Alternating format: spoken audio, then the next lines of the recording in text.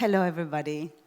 First of all, thank you so much for inviting me in this very distinguished event. It is an honor to be here in Korea for the first time in my life. I had the opportunity to study a little bit of your history only since yesterday, because I'm afraid that in Europe we do not study anything about the history of Asia, and that is our bad. And I'm really fascinated by your country, so all my compliments for what you're doing. Yes, we're going to talk about artificial intelligence and new business transformation. What you should know, first of all, is that I have been working at the World Association of News Publishers since 2006. We have a very varied membership, and among our membership there are different communities. Among those communities, the communities with which I deal most of all are the directors of national associations. I try to get away from this light that is really blinding me a little bit. I'm sorry, we'll move here.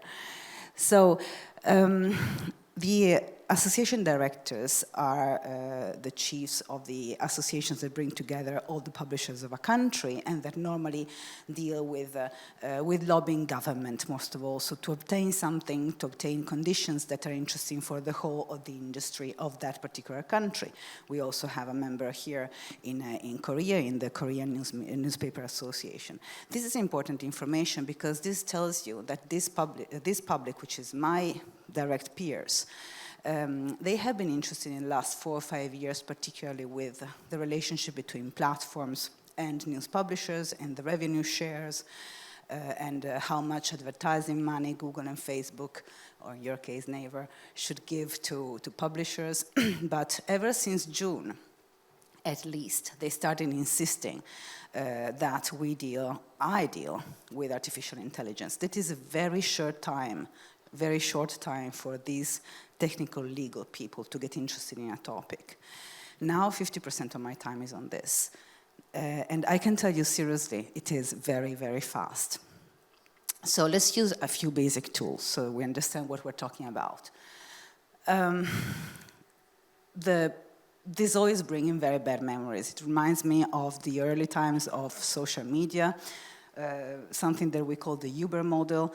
They put together a new technology, throw it onto the market without having done any previous study about the impact, without having any regulation. They ask forgiveness afterwards, but not permission before. So we need to be as careful as we all are being in the news publishing industry.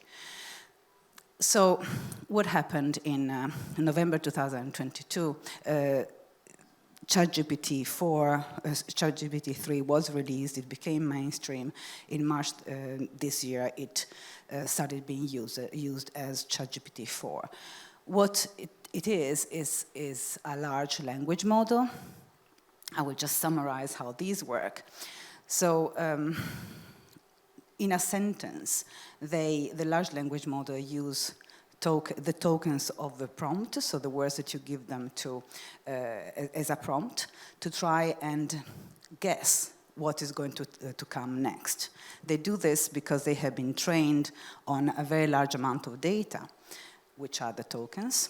They in the training system there are informations about the possible predictions, so that they can guess what might be the word after the prompt. So in this case, you have an example. They know that because they know that when there is a phrase, the cat is chasing thee, then in their training data, they saw that 70% of the time the next token is mouse, in 5% it is dog, and so on. What they do is that they give you one of these answers, but they do not give you the mouse answer always, because that would mean that the composition is very basic, is not creative at all. So they, by choice, give you a random result among all these. This is just so very basic, just so we know what it is. GPT means generative pre-trained transformer, and its main characteristic is that the language model is trained also through rewards. So there is human feedback, which ranks the best answers, so that the model learns even more what it should return as a result. The size of an LLM is defined by the number of tokens and the parameters that it has. The tokens is a unit of meaning. I said before, it is words. It's not exactly only words. What a token is is a unit of meaning, which means that they take a phrase, and that phrase is divided in different units, which normally, according to OpenAI, is about 4 characters in the case of English, but it doesn't include only the word, it also includes context information, so punctuation, for example, or articles, or capital letters, and so on. So it is not a direct translation, English or Korean and tokens.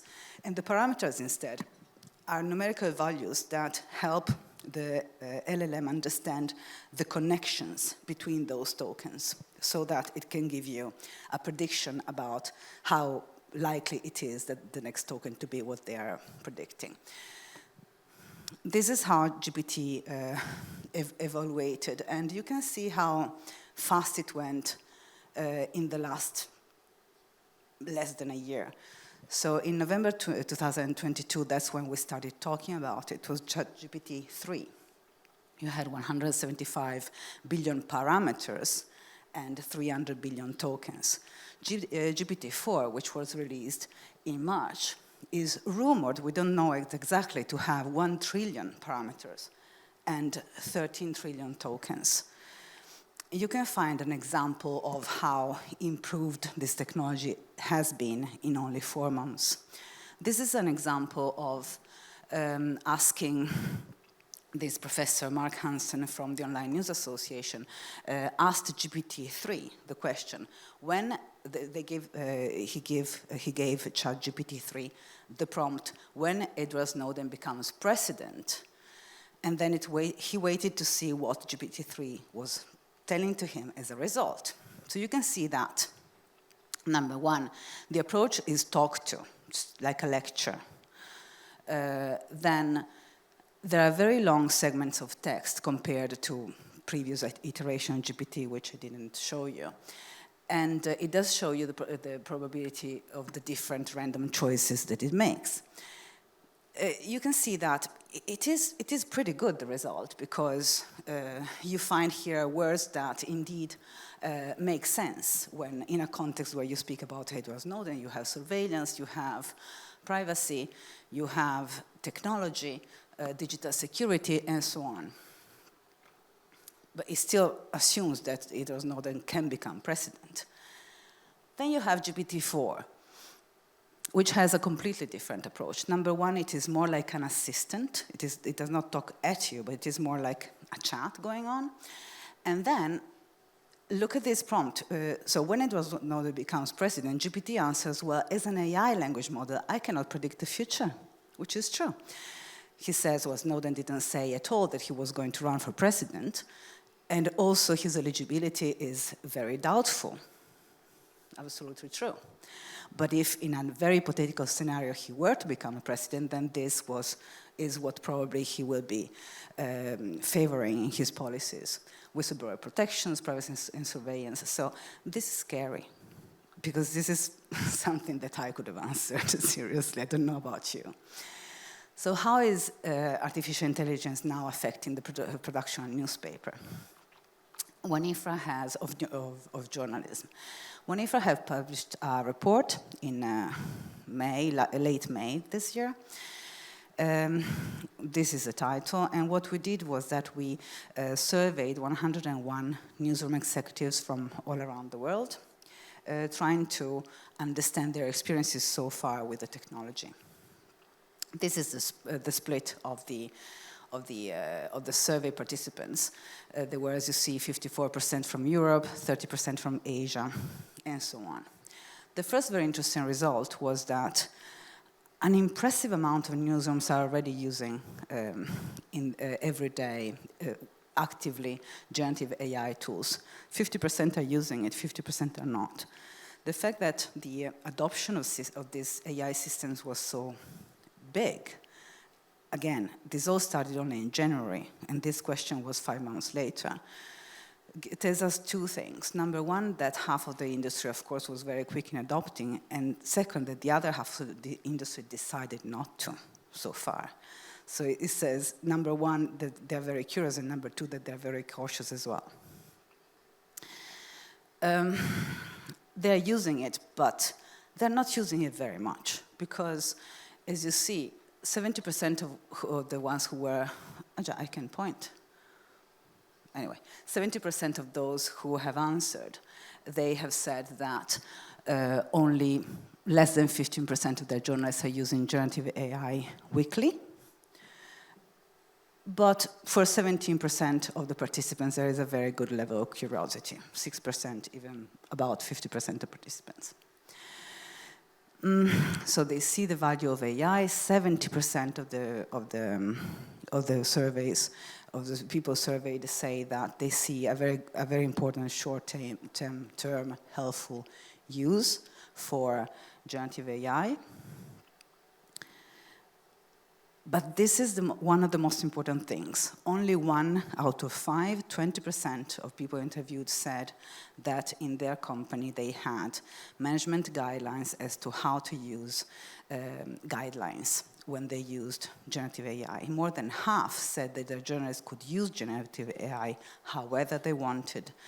And I will get back to this later, but this is something that needs to be repaired as fast as possible. So, aside from what I have already told you, I would add that the primary usage that we found for generative AI was summarizing, simplify the research, text correction, in general workflow improvements. Whenever there is a very boring, long, and mechanical task, if you have generative AI do it, then your journalist can focus on something else, which is more creative. Among the main concerns, there is inaccuracy of information, quality of content, plagiarism, and copyright. We will get on that later. In general, we can say that there is optimism in our industry about mainly about the possibilities of generative AI. The potential is up. They're experimenting.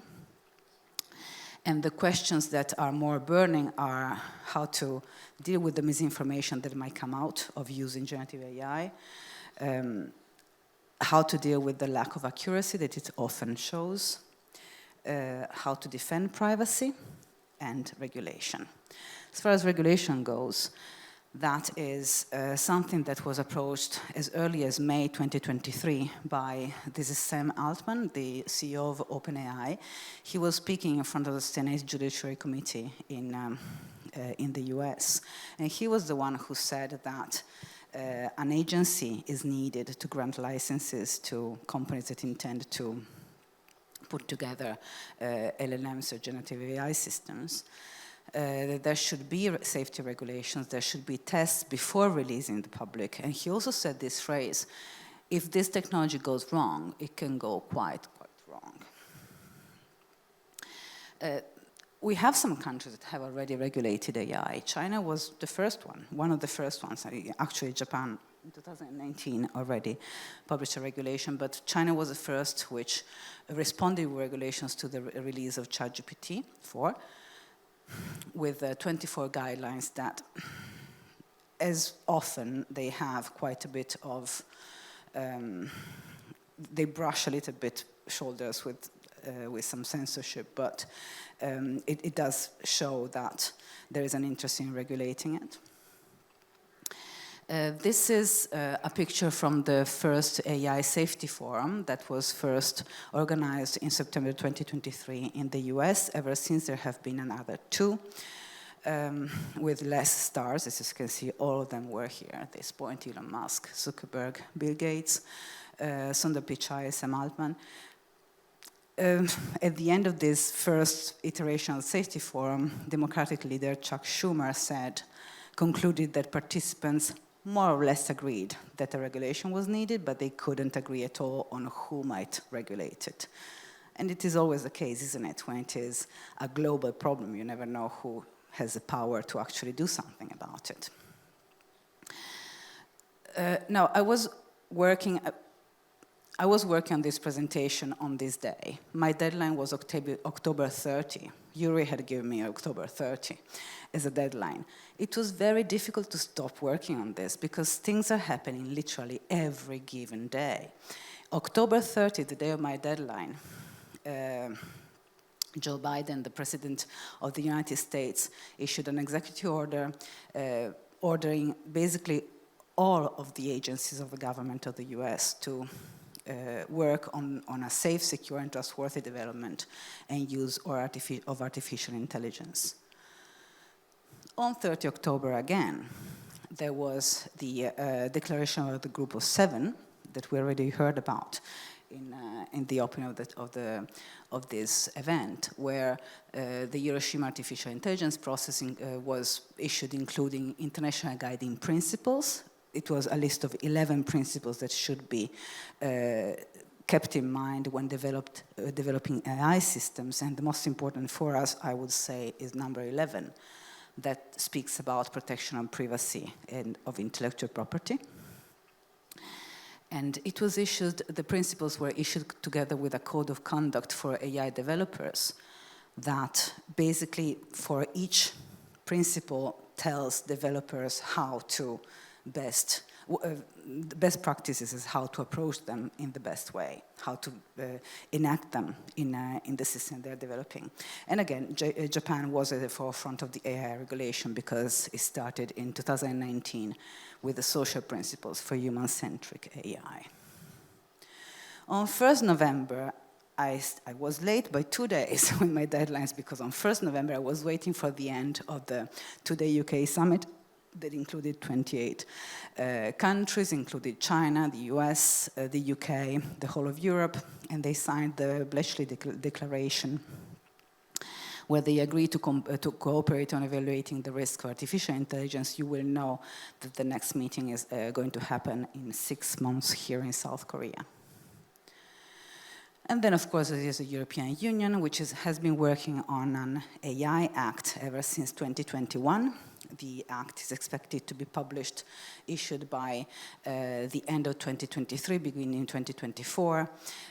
What it does is that number one, it classifies AI systems by risk to safety, health, or human rights.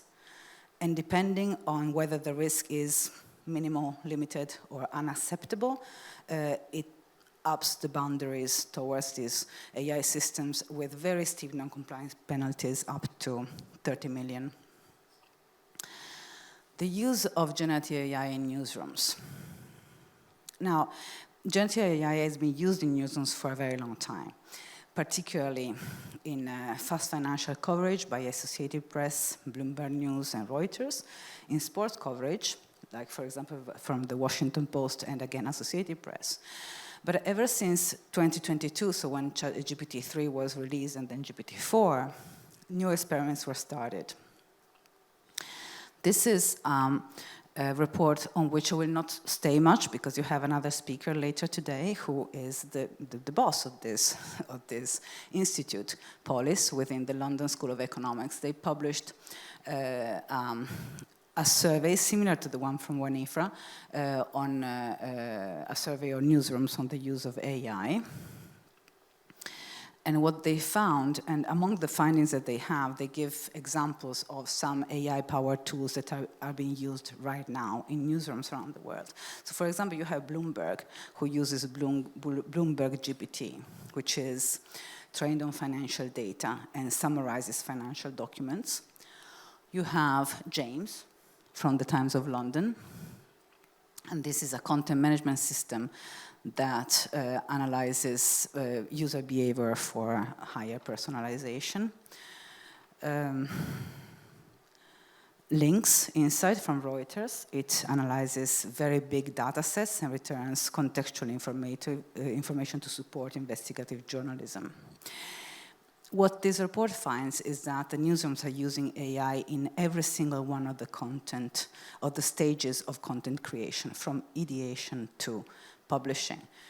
75% are using it in news gathering, 90% in news creation, and 80% in news distribution in general. all of these newsrooms are saying that they are using generative AI as a way to free time of journalists so that they can focus better on creative tasks, on doing journalism better. So, as an example, when AI is used in news gathering, 75% of the respondents, they use it for analyzing very big databases, for example, to gather materials from various sources, a lot in text extraction, in automatic translation, summarizing, data classification, and so on. As for news creation, they're used for fact-checking, proofreading, produce headlines, for example, produce tags, image generation. And then they use it in distribution. And they use it for the personalization of the content towards the audiences, but not only, also the other way around. They use it to personalize a certain piece of content to that particular news organization because, for example, this news organization uses British English rather than American English, or they have specific words they don't want to use. They're particularly wary of specific biases. So these are all adaptations that generative AI can do very easily. Of course, it is used for search engine optimization and to optimize social media scheduling. AI poses a lot of risks for the livelihood of journalists. We saw a few examples of this. In June, The Insider had a 13 days strike, at the end of which it was a very big one in the news industry because it was the longest one in a digital publication to date. And at the end of this strike, it was obtained that the union will be included in any talks that have to do with using generative AI in the production of news. This is a picture instead from the very big American Writers Guild, Writers of American Guild in America. It lasted 146 days. It included 11,500 writers. And it affected, of course, the production of Hollywood and all the TV shows. And I particularly liked this one sign which said, "We writers have been warning you about AI since earlier in 1921." It refers to the Rossum's Universal Robot, which was a play from Czech writer Karel Čapek in 1920. Which is where the word robot came out from. It was translated in 1 year in 30 languages. Bild in Europe, this is one of the best-selling newspapers in Europe. Matthias Döpfner, their CEO, predicted that AI would be better at aggregation information than journalists very soon. News Corp. Michael Miller, the executive chair of News Corp Australia, when speaking in our Congress in Taipei, said that News Corp is right now using AI to produce 3,000 stories a week. It is a gigantic number, but the most interesting thing is that AI is used for hyper-local digital mastheads, which are the new publications bringing 55% of subscriptions. These mastheads are therefore central to the economy of News Corp in Australia. Even though they're so central, they are understaffed. They only have normally one journalist every 15,000 of population, and therefore AI is the best way to get this content up there. They use it for, again, very local content, so it might be fuel prices, core lists, weather updates, and so on, but this is what brings subscriptions. And 3,000 of these articles a week are written by AI, and only checked by the data local team that is composed of 4 people. For human oversight. Of course, the risk of misinformation is very big. This one refers to the one of the Irish Times on 14th May, but anyway, we know that. So the need for human oversight is gigantic. because, of course, the fears for fake is one of the most important risks connected with AI. AI is prone to biases, to factual errors, and also, as we saw, it can be mixed up with having actual humans saying what it says. It is difficult to identify that it's there. This has disastrous implications for journalistic credibility, but it also has an opportunity hidden in that. It also means that the good journalism is even more valuable. The signature, your star journalist in your newsroom, his signature is even more valuable now than it was before, not before GPT-3 was released now. Very few newsrooms have guidelines for the use of AI right now. There is this report from the Oxford University, September 2023. They analyzed the 200 newsrooms, and of those 200, only 52 had guidelines. In these guidelines, they found out that basically they were all very similar to one another. So guidelines given from management to journalists as to how to use AI, okay? So Oxford found out that those guidelines are very similar, but they have common blind spots which are really important. So they do not have penalties regarding enforcement of violations. So what do you do when your guideline is violated? You need to have enforcement rules. They do foresee the human supervision of the output, but they are very limited in the control of the algorithm. And they have no directives towards the external collaborators, whether it will make sense. If you have ethical standards for the AI use in your newsroom, you should demand the same level of accuracy from your sources. I give you a couple of examples of the best known guidelines that are out there right now. This one is from The Guardian. They worked for 3 months. It was a working group that included all the different sides of the production of news, so not only editorial, but also technical, partnership teams, legal, and so on. So the human oversight is always required. Gen AI tools can be used only when they make journalism better.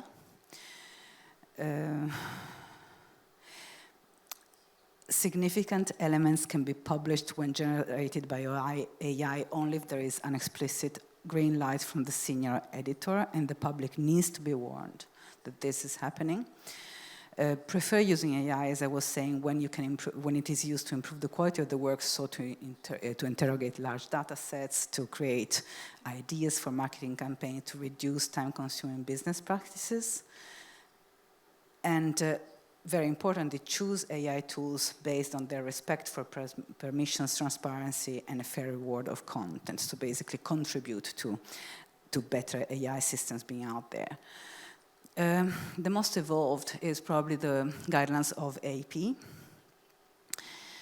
which is based on the principle that it is the responsibility of AP journalists to be accountable for the accuracy and fairness of the information that we share. And if journalists have any doubt, this is cited from the guidelines, if journalists have any doubt at all about the authenticity of the material, they should not use it. In the AP guidelines, it is decided that ChatGPT cannot be used to publish content. It can absolutely not be allowed to alter any elements of video, photo, or audio. And AI-generated illustration and artworks can be used only when they are the subject of the article, and the public needs to be warned.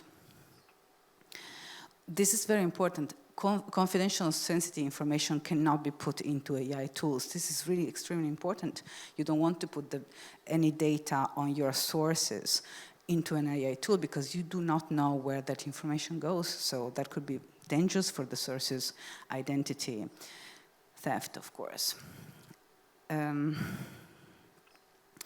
are many efforts at international cooperation. The first, and for us most relevant, concluding in September 2023, started in June at the initiative of the News Media Alliance, which is the association of all the news media, national news media in the US. It is a global principle on artificial intelligence. It is a document aimed from the publishers to the developers of AI systems and the regulators of AI systems. It gives instructions as to how to put together AI systems that are acceptable for publishers. Yes, it got endorsed by more than 30 organizations, and we all participated in putting it together, so there were inputs coming from all around the world. In short, as I said, it's from publishers, organizations, to AI developers to ensure that AI systems are sustainable, responsible, and ethical. And it focuses on the sustainability of our industry, on preserving public trust into our journalism, and the health of our democracies. Main points, of course, an AI system needs to respect intellectual property rights. So they need to seek licenses from publisher for adequate remuneration. They can use IP-protected content only if there is prior authorization. They need to keep accurate records. They all need to be able to say at any time what data were used, to which purpose, and whether the use was licensed or not. And they have to ensure safety. There are many international initiatives underway. This one is a call for contribution for the Forum of Information and Democracy, still open now. Anybody can contribute to say how AI should be regulated. This is a Paris Charter for AI and Journalism. This is an initiative from Reporters Without Borders. We as OneInfra participated to bring into this very journalist-driven environment the point of view of publishers. Some of our points were listened to, some of them weren't listened to, but we did our part in trying to put ahead the interest of the news publishers. This charter will be published, will be released tomorrow. I have the advanced press release already. And the original idea was to give guidelines for the use of the AI in newsrooms. We don't think it was an extremely successful attempt, but the important thing is that that AI starts getting regulated in a way or another. It can always be an inspiration. AI and copyright, and I have 7 minutes and 20 seconds to do this. This is one of the biggest concerns, of course, we all know this. This is a report from NewsGuard, which found out, which investigated the so-called content farms, and they found 37 websites that were using chatbots to rewrite news articles without giving any attribution whatsoever to the original article. So none of the original news was credited, and they were coded to be reworded in a way that made them impossible to find out that they were had been produced by Gen AI. No human supervision at all. Of course, these were also stealing advertising money from news publishers because several blue chip companies had their advertising showing alongside the content because of programmatic advertising. They probably didn't even know. And importantly, plagiarism detectors were unable to spot AI copied text in 79% of time. So it is right now almost impossible to find out whether the content was stored in this way. We have an example here. This is, yes, it's writing. This is a person from NewsGuard who went on GPT-4 and said, please take this article, New York Times article, pasted and copied here from 16 August about the visit of Biden in Hawaii, and rewrite it so that it doesn't show that it is a New York Times article, and it is better for a search engine optimization. GPT-4 took very few seconds to rewrite 600 words of that article that Grammarly Premium plagiarism system was not able to find out was indeed a fake. So no problem for it to do this kind of work. Speaking about how it was impossible to meet my deadline, Yuri, on 30 October, the Newspaper Association of America came out with this very compelling study, a white paper directed to the United States Copyright Office that was detailing the pervasive use of copyright by Gen AI. And this is a very important Washington Post study where they found out, they realized that ever since GPT-4 was published, it has gotten increasingly difficult to find out exactly on which data these LLMs are trained on. So they made an analysis of Google's C4 dataset, which is the one used to train Google T5 and Facebook Llama, two of the biggest LLMs out there. What they found is that the copyright sign appeared in more than 200 million times in the C4 dataset. The news and media were third across the categories of sources used to train it. Half of the top 11 sites were news outlets. New York Times was number 4, Los Angeles Times number 6, The Guardian number 7, Washington Post number 11.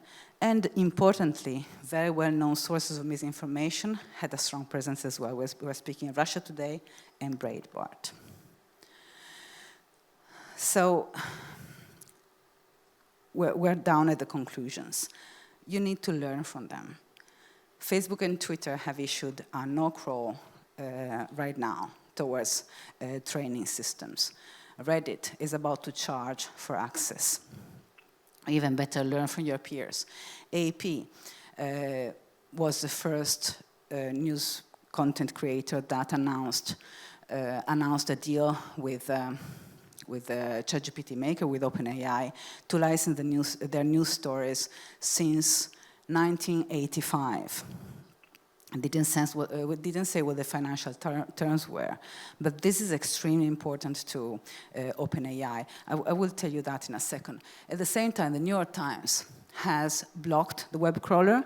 This is an image of their robot.txt file that says, as you can see, GPT bot disallowed. Now, the reflection here is there is only 7 good LLMs out there. They are very costly. To produce a very good LLM, you need to invest about $100 million. So these 7 companies are engaged in a fierce race against one another. They're more in a hurry than we are. And to win, they need a lot of money, but they need access to good quality content. And that is what we have. They know that they're going to get sued. The Federal Trade Commission, July 2023, they're analyzing the OpenAI's possible unfair scraping practices. New York Times is thinking of suing OpenAI for the access to their copyrighted material. This is Grisham and George R. R. Martin that participated in suing OpenAI for systematic theft on a massive scale. So they are in a hurry, as I was saying. They know that they're going to get sued because they're already being sued. And what happens if they're sued? The first thing that a judge is going to do is to stop them from using the materials that they are using right now.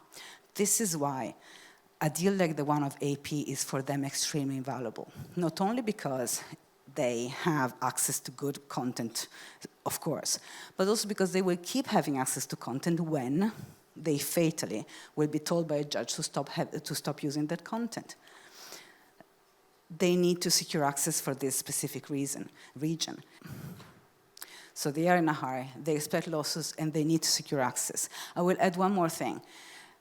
This is true even more for newspapers which publish in a language that is not English, because there are less of those.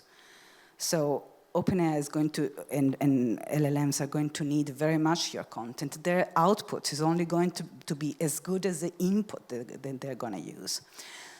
So they need to secure that input, and you need to get money for it. To be very blunt, do not make the mistakes of the social media era, give away content for free, like, might I add, the AP did as first in our history. and then accept small handouts from tech. They already started the same thing. God, I finished my time, but I'm almost done. They're already doing the same thing, the same kind of public relations activity. They gave out, OpenAI just gave out $300,000 for NYU Journalism Ethics Initiative, $5 million to an American journalism initiative on, again, ethics. That is nothing compared to what they can pay. So you need to defend your content and try to do that together, because together you're stronger. That's just how it is. Oh, and be careful, paywalls do not protect you from crawlers. They don't. They just need to use one credit card and one access to get all the content they need to train their LLMs. So the idea is strive for collective action, negotiation, and bar the use of content for training right away from your term of users, and then stop sharing content now and start negotiating immediately.